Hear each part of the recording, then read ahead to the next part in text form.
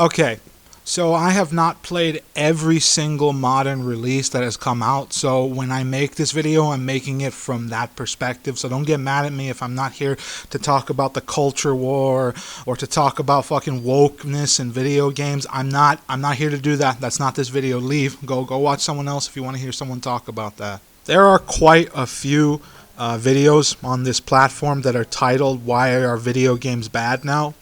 And I have to come out and answer that question by stating that video games are not bad. We are just simply bored of video games because of how much video games are made in abundance. Like, how many games come out a year? Just ask yourself that question.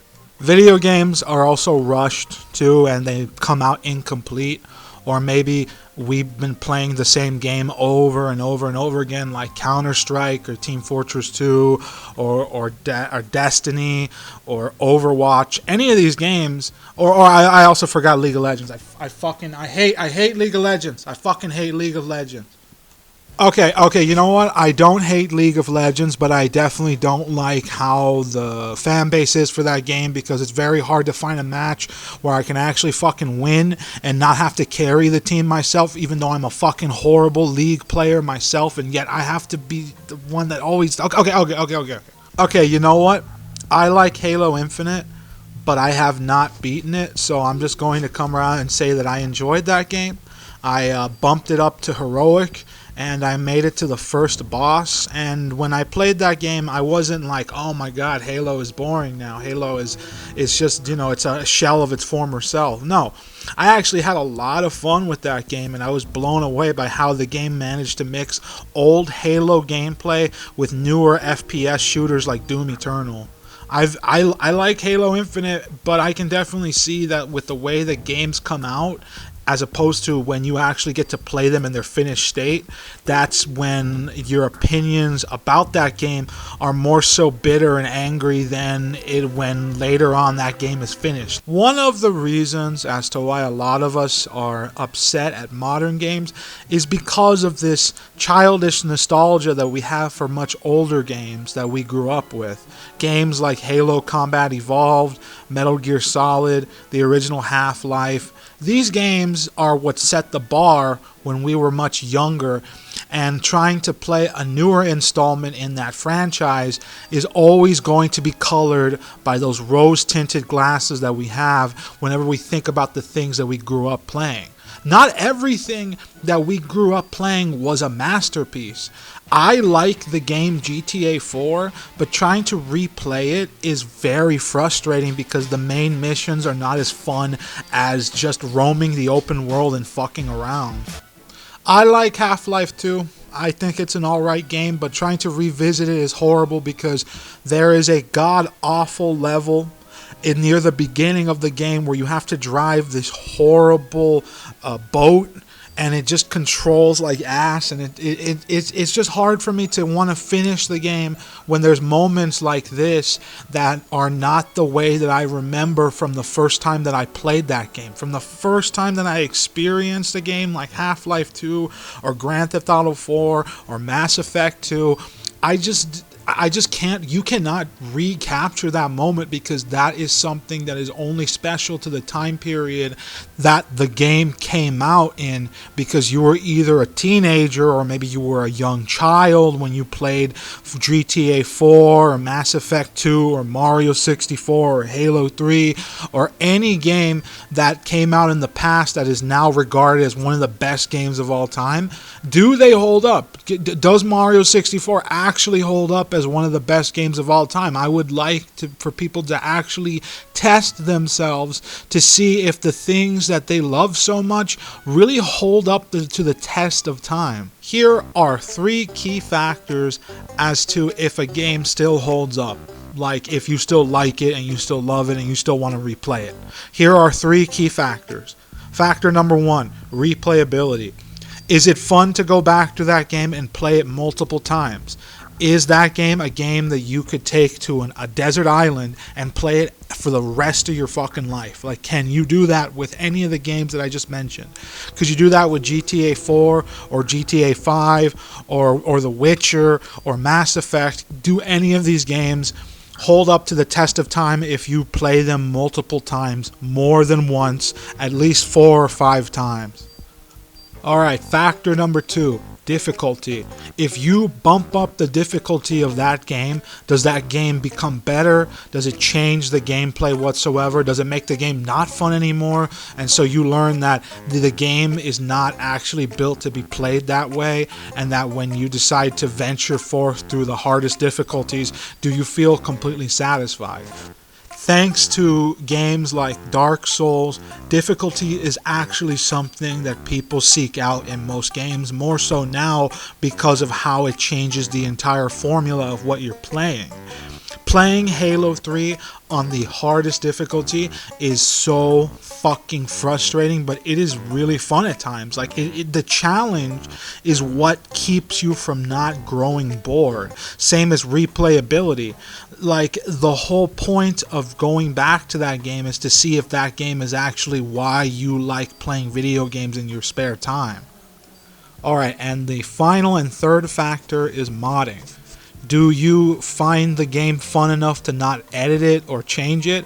Or does modding actually fix a lot of the problems that game has? Okay, let's take for example, the YouTuber Nakey Jakey made a video when the game Red Dead Redemption 2 came out, and he had a lot of problems with that game. So I think 2 years ago he made a sequel video about Red Dead Redemption 2, and he completely modded the game with mods that were meant to change how the game played altogether. He completely changed how the game was played. That modding is an important thing to think about whenever you play a game like, say, Skyrim or Fallout or Grand Theft Auto 4 or any big open world game. Does adding new things that were not in that game before change it? Does it make your experience better? Or are you fixing the problems that you found before in a game that, prevented you from enjoying that game, and now you're actually enjoying that game now that it's a completely different game altogether? Alright, so now that I got those 3 factors out of the way, here's some more advice. Try playing games that you've never played before. I've been recently playing Donkey Kong 64, and it's one of my new favorite games of all time. It's really fun.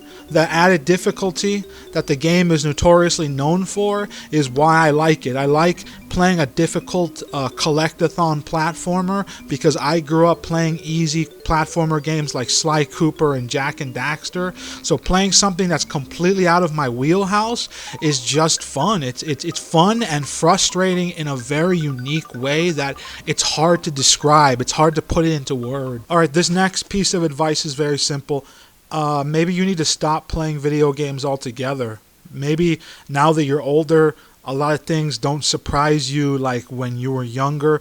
So maybe video games now fit that category of things that you're officially bored of, and now you need to move on to newer hobbies instead of playing the same games over and over and over again, attempting to get some kind of satisfaction out of one repetitive activity. Maybe you need to just give up games altogether, like maybe they're not your thing anymore. Maybe that's what happens when you grow up, you move on, you move past things that you used to like and you don't like them anymore. I think that this next piece of advice is going to piss some of you off, but I just have to come out and say it. Stop playing video games high. You can get high, you can play video games, you can do those 2 activities by themselves, but if you want to play video games and get high, that is why you are getting bored of games, okay? Whenever I get high, I want to do something smart, like I want to read a book or I want to watch a movie. Now I do none of those things because I'm a lazy bastard, and instead I sit on my ass and I watch Doctor Who all day high. But that's the problem, okay? You're not doing anything intelligent while you're high, okay? If you want to get high, go expand your mind, go read astrophysics or something. But if you want to get high and play video games, your brain is going to start to get just so tired of what it is that you're playing that your brain is going to want to seek out something more, because smoking marijuana is something that actually grows your brain and expands your thought process. So if you just play video games all day, you're not challenging yourself. The last time I smoked weed was like a week ago, and I usually smoke it like once a week. I used to be those kind of people that smoked weed literally every single day, and then I would go play Counter-Strike or I play Team Fortress 2, and that's all I do for most of the days. But now that I've gotten older, I don't want to do that anymore. I don't want to just sit on my ass and play video games all day and get high. I still get high, but I don't want to play video games when I get high anymore. Also, my final piece of advice is that you need to find something else to do with your life if you don't have a job. Like if you don't have a job, go find a job and then use video games as a reward for the hard work that you're doing, or clean your entire house, or just do anything but play video games. But then when you get to the point where you want to play a game, try timing yourself. Try giving yourself like, oh, I'm going to play for 30 minutes or I'm going to play for an hour. If you want to play for 2 hours, that's fine. But if you don't set a schedule for yourself, you don't find a purpose in why you're playing a game, then you're going to tire yourself out. You're going to get bored of that activity, and you're not going to find it challenging whatsoever, because your brain craves challenge. Like I mentioned, whenever you get high and play video games, you're getting rid of the part of your brain that does seek out challenge and hardships and things that make it grow bigger. Grow your brain. Go read something for an hour before you play a game so that game can be a reward. Turn video games into a reward. Don't turn them into a vice, like smoking meth. We got a #1 victory royale. Yeah, Fortnite, we bout to get down. 10 kills on the board right now. Just wiped out Tomato Town.